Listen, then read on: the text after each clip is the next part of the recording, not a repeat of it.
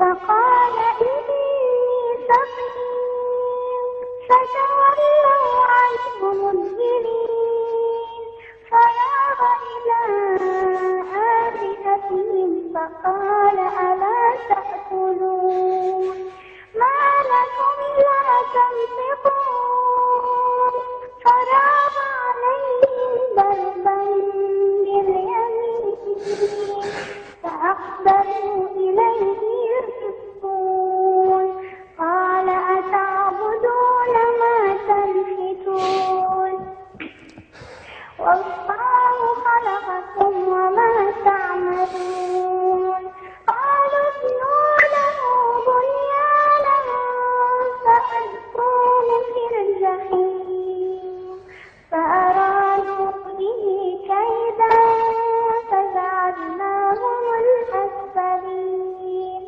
وقال إني ذاهب إلى ربي سيهدين رب هب لي من الصالحين فبشرناه بغلام حليم فلما بلغ معه السعي قال يا بني إني أرى في المنام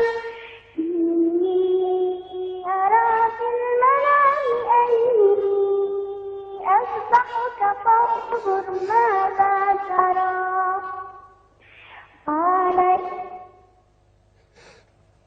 يا براء يا براء والله لقد كاد قلبي أن ينخلع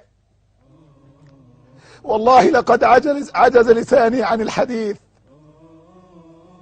وقد يتساءل الناس ما الذي يبكيك.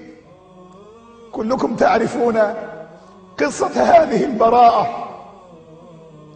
أسأل الله أن يكتب لها الشفاء لأنها تحفظ كتاب الله كاملا. أسأل الله أن يشفيها وقد دخلت معنا على البرنامج والله يعلم والله يشهد بأنني لأول مرة في حياتي أبكي من قلبي والله يشهد على ذلك لأننا نتحدث في الرضا بقضاء الله تعالى وقدره وهذا هو قضاء الله وهذه هي إرادة الله فلا راد لحكمه ولا معقب لقضائه. اصبري على أمر الله يا براءة. أسأل الله أن يشفيك وأن يشفي كل مريض مسلم بحق لا إله إلا الله. هذه براءة يا أحبائي، طفلة صغيرة مثلكم تحفظ كتاب الله تبارك وتعالى كاملا وقد ابتلاها الله تبارك وتعالى بمرض. ادعو لها أن يشفيها الله تبارك وتعالى وأن يشفي الله كل مريض مسلم.